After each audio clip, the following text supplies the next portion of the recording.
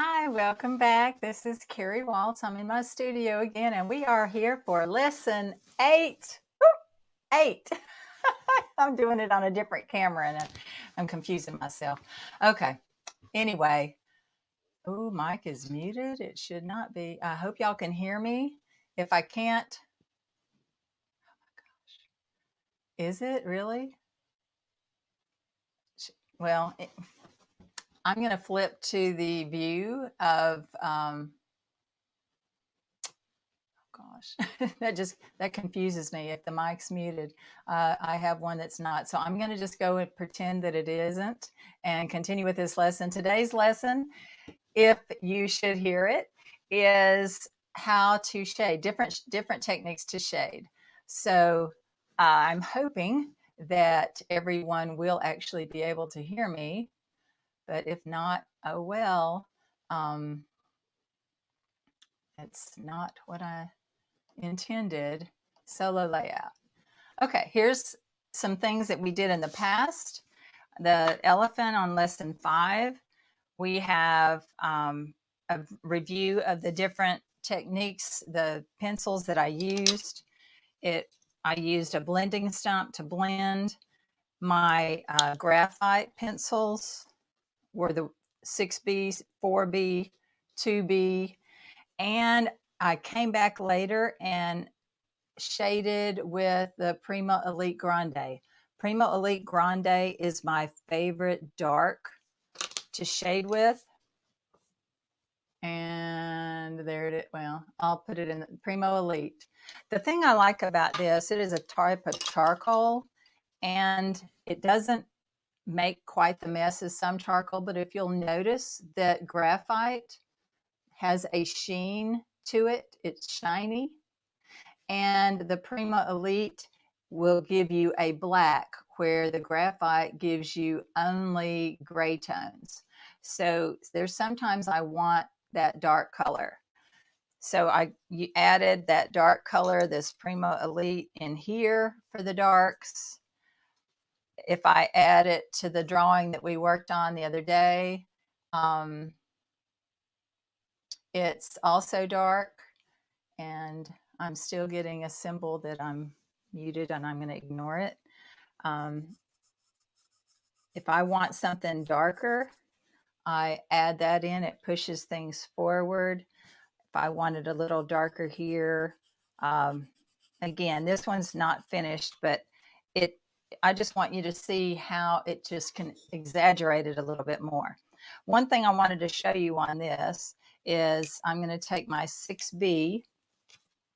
I want to fill in this background part, and I want the directional strokes to be coming out. So I'm going to place an index card right there.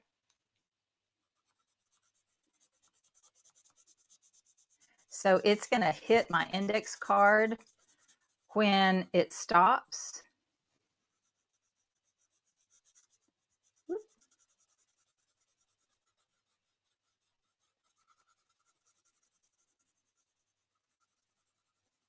And so when I get out, I get a little lighter touch.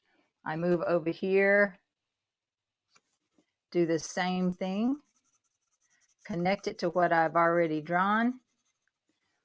Now what I'll do over here is I'll cut something that can be that shape, or I can gently rotate this around.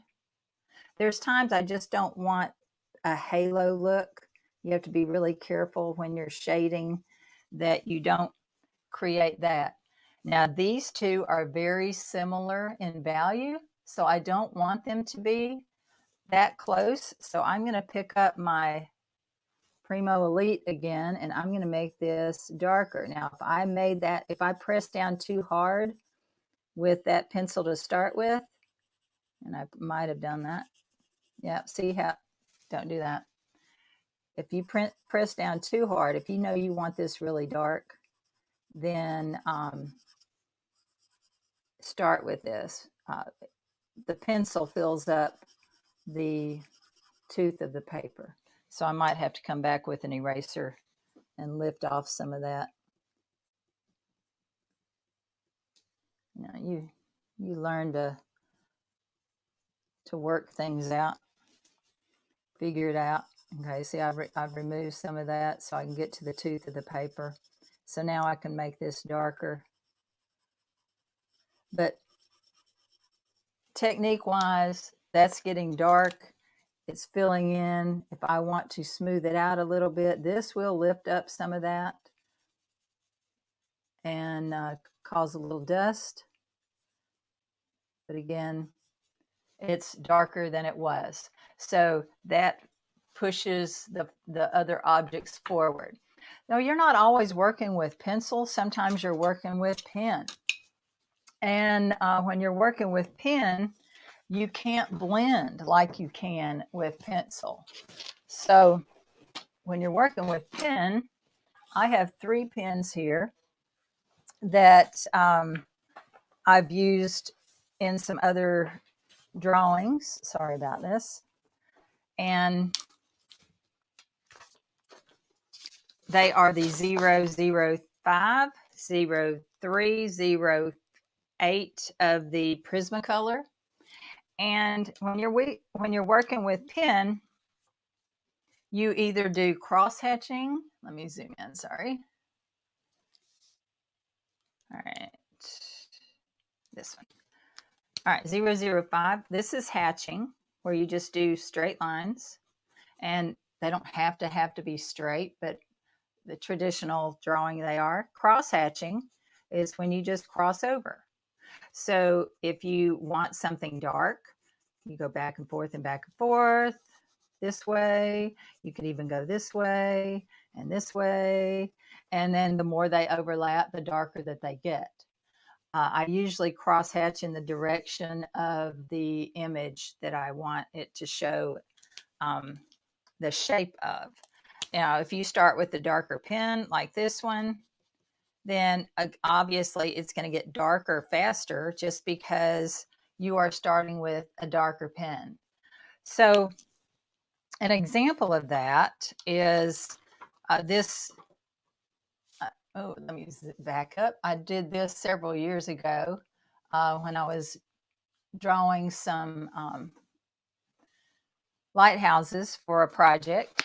This one is the Amelia Lighthouse. And if you can see, the directional strokes of the cross-hatching is in line with the bend that I want in the object. And of course, the branches and things, this is just squiggles way back here to fill in. So that's an example. If I want something to look down like it's laying down, like the shadow is laying down, and then I do horizontal strokes. So when you're dealing with pen and ink, you just have to cross-hatch or hatch in one direction.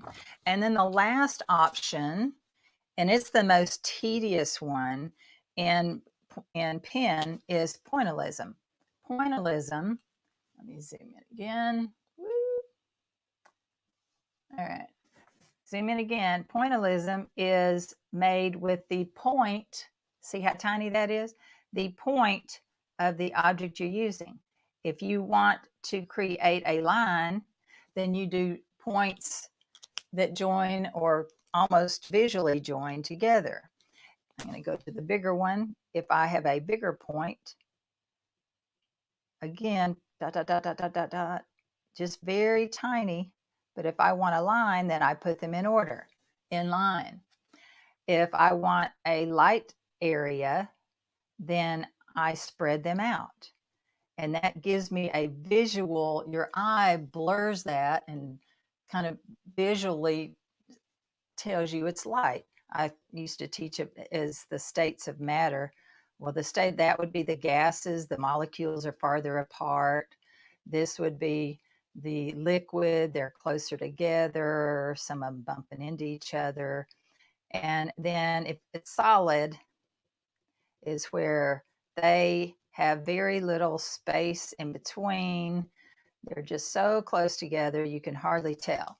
So those 3 methods of pointillism.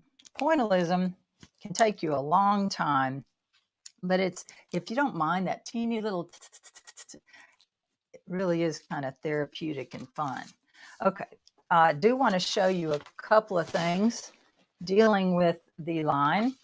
This was done by a friend of mine, Cheryl Bedgood, years ago when we worked at Rutland Middle School together. And she did pen and ink way better than I did. And I wanted you to see how she used sometimes just a design to create a value in a section. This is pointillism here. And then she wanted to cast a shadow on this so the points there are closer than the points here. She followed the shape of the object, like these ribbons, they're wide. So she did the lines in the direction that the ribbon went. When it got closer together and she wanted to show the bend, she put those lines a lot closer together. So she uses the traditional straight line method to me that you would in pointillism. I have a tendency not to be that straight, but I just wanted to share what it could look like. And then like here, she added directional strokes to mimic wood, and then created the cross hatching across that to show shadows. So there is just an limitless things that you can do with pen and ink. And now you don't have to dip the ink in a you don't have to have a quill and dip it. These come in all different sizes and different brands. Any brand is fine. But anyway, check that out. Give it a try if you're working with pen and ink. Sometimes, like in this piece, I worked with both. This was one that I did a few years back. This is a print of it. It's called John 3:16. It has a lot of symbolism representing Christ, and I am the vine, and here are the branches, and I'm your rock, the rock. And I mean, it's just a lot of fun. But there's times when I created a pattern like the leaves, and I wanted some shading. Well, I did put some a little bit of tiny pen in there, but I wanted more than that. So I added the gray for the pencil. This I wanted to remain fairly light, but I wanted some dimension to it. So I added some pencil shading, same way with the coins in the background, or just a checkerboard, or just a cast shadow behind the cross. I did that in pencil. So the original one you could see a little bit better. A friend of mine has that, but it's just a neat way to combine the two. And again, you can tell some of the lines that I used were with a thicker pen. Some of them were with a teeny tiny pen. And having a variety of that can give you a variety of looks. Also, the way you combine patterns, like this one, this pattern, the whole square is rather dark, and that's because I made part of it solid, and then the rest doesn't have a lot of light in it. So you can just vary your value, your lights and darks, by how much pattern you put in a piece. One of my favorite things to do when I'm working, when I'm not working with pen, is working on colored paper. Colored paper, or toned paper as they call it, comes like that in grays or a sepia tone. So when you purchase it, it's the color actually that you see behind my, this is a large sheet of that paper, just so that you're not seeing the glare of my glass top table. So I have this drawn with pencil, and I know it's drawn with pencil because when I tilt it, and you might not can see, yep, there's the glare. You see the glare? All right, so if there's a glare shine, then I know I did not use, I know I did use pencil. If it's all non-glare, then it was all a charcoal type substance, even possibly color pencil. But this is a vase that was at my mom's house. I set up some pieces and took pictures of them so that I could have them to draw.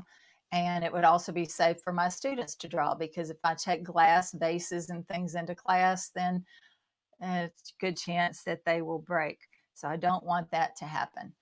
All right, so I have this light area here, and you can tell that that is not done with a pencil. It was done with a charcoal pencil. You can also use colored pencils on this. So I got a white charcoal pencil, a black charcoal pencil, and I started with pencil to start off with, and created this piece. The thing I love about toned paper is you already have your midtones, and all you're doing is adding your darks, darker darks, and your darkest darks. And then when you add your highlights in white, it really does make a dynamic drawing. It also, like I said, it also comes in sepia. This is, oh, sorry about the glare for the lamp. This is a portrait I did in sepia a while back when I was doing a portrait study. Well, you can see, but the same thing is, I did this within charcoal, dark black charcoal, white charcoal, and then I left the back, the neutral tone, and I didn't have to fill in. So there's times when you have the mid-tone already done, then it is so much faster and a little fun. One of my newest techniques ever is how I made this one. This, whoops, sorry, had a little lag. This one is done with charcoal or graphite powder. Powder is in the ground. I have it right here. Now, it doesn't come like this. It says, warning, messy, no fans. So I know when I pick this up that I need to make sure my fans are turned off. And I have a area that's clear that can be used to work with something that's a little messy. So I'm going to have, here's my drawing paper that I'll do a little demo on. And when you do this, when you use this graphite paper, well, it comes in graphite or charcoal. If you want, this is graphite. If you want charcoal, it's black. If you want graphite, it's gray. So you can, I've actually seen a variety of ways to do this, but for me who doesn't do this very often, I either use a cut up t-shirt or a paper towel. And that's probably something you'd have around the house. So I'm going to take my t-shirt. This is, again, to me, this is so if I want to cover a large amount of space. I don't normally use this method when I'm working small, but because of this demo, I'm working small just so that you get the hang of what it is. I take my t-shirt. Well, first of all, I'm going to dump out a little bit, or it'd probably be smarter to get a little spoon and spoon it out. I'm going to dab it with my t-shirt. Then I'm going to use this piece of paper to kind of help smooth out what's on here so it's not globby. All right, so if I'm using a large piece of paper, do you see how quickly, let's see, I didn't smooth that out, how quickly you can cover without, sorry, again, just smear it out, fill it in. And you don't have to cover the whole thing, but this is one way to create your own toned canvas or paper. Sorry, it just kind of threw me that it says the mic isn't on. I have two different connections to my live stream, and I'm hoping the other connection is connected to my mic and not the one that I'm seeing that message in. Anyway, we shall see. This might be a waste of time. I hope not. I have seen some of my students' work. Some of you are starting to share with me some of the things you've done, and that really makes me happy. I feel like I'm not wasting my time because somebody's actually following along. Oops, sorry about that. Okay, this is just for the background. If I want, it can be, if I want to create, the illusion of something else, way off in the back, I can do that. And I might, that we can pretend that there's foliage back there. I'm not looking at anything in order to do this. I'm just out of my head. So let's do some of the branches that we did a minute ago, or that I had a minute ago. I didn't wipe off because I want this darker. So let's do branches in random bent lines. I don't want to do curvy lines because it looks more natural when things are at an angle. And it'd probably look more natural if I'd look at a picture, but I didn't have one out. All right, so here we have this random branch. We're going to have another one coming up here, and got a little fat up there, so I can just turn to a clean part. And they'll crisscross, but I'm not going to do anything really detailed because I don't want to take the time. But you can come back and add the the mid-tone darks and kind of draw your image that way. Oh, also a paper towel works fine too, because see, just does the same thing. I'm not sure if I like one over the other. They're pretty much the same. I had more on that. So I just take that, knock it off. That'll give me, is that focus? That'll give me a start. It actually is in focus. It just all is a blur because of the way I did it. Let me get the light on it better. Yeah, that's in focus. See, my hand's in focus. See how blurred that picture looks? Okay. Before you do anything else, you want to figure out, where is my light coming from? If my light's coming from over here, I'm going to erase some of what I have here to create that. If my light's coming from over here, same difference. You have a choice of what to erase with. One of my favorites is this magic rub eraser, or some of these smaller ones that I can control a little better. But this has a nice point on it still. So I'm going to just lay it in a little bit on this outside edge. I'm making this branch a little wider just by going beyond where the darker gray was. And the only thing about this compared to these is when I'm erasing, some of my hand gets in the way. And you're going to also have what I call eraser poo. So you have to sometimes, just by letting the poof of the, you can blow it off, I guess would be all right too. But now I'm going to come in with this where you can see my work a little bit better. It's a very small micron. It's Tombow Mono 0. And then you can create other branches, because trees, some trees have light branches, and you can just have so much fun with that. But wherever the light catches the light on the trunk is what you're really looking for. The trunks and the branches. And you want your branches to overlap. And again, it'd be more interesting, probably more, if I was looking at a particular picture. But when you're just learning how to do this, this is so fun.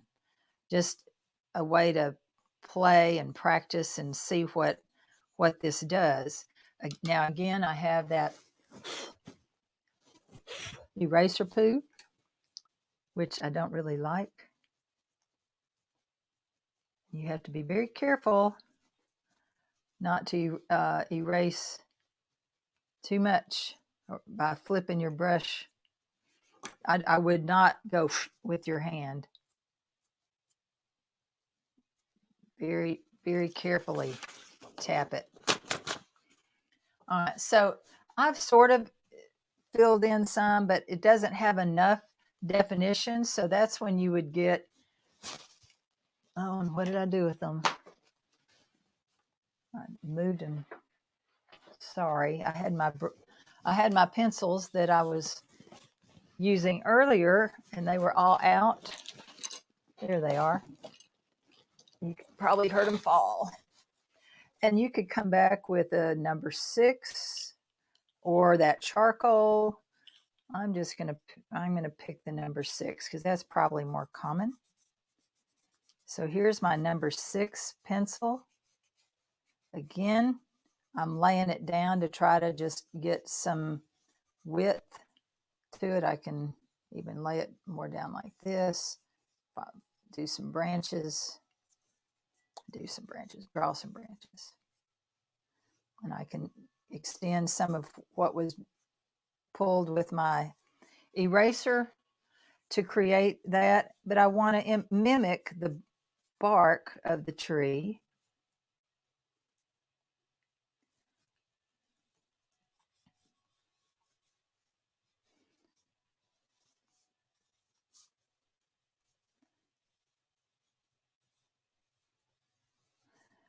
But if I hadn't already drawn or put in the background for this, I wouldn't have the variety to me that and interest that I get from having a toned background. And that's just a quick little, how to use the charcoal or the graphite, whichever you choose. When you're through, you'll use your paper. Hopefully you'll have some left. And then you just dump it back in your container. See, you don't want to get it on you. And you don't want to drop it in the carpet, that's for sure. I did that once.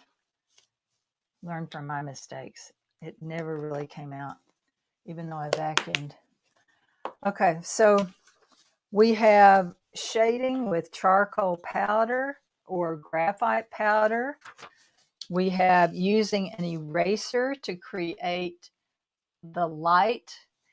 We have using white charcoal or white pencil to create the light on a toned sheet of paper, whether it's the gray or the plain. We talked about a combination of pencil and pen, the different techniques of shading with pen, whether it's crosshatching or pointillism.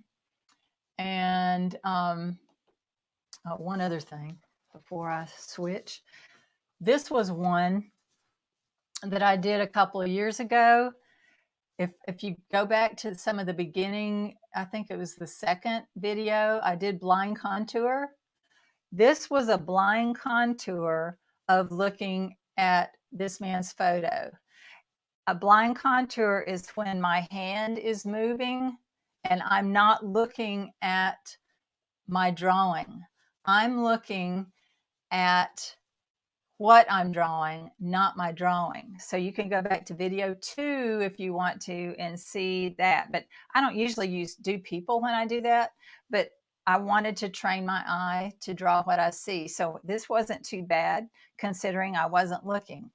And then I did this one all with a mechanical pencil. So normally when I work with pencil, I don't use cross-hatching and overlapping of lines that way. I like really more of a blended method, but I wanted to try something different. And I was focusing on shadow shapes when I was working with this. So if you look at your shadow shapes, when then you know where to fill in and make it dark, and try not to think of it as an ear or an eye or a person. Just look at the shapes. So I hope that I hope you were able to hear me.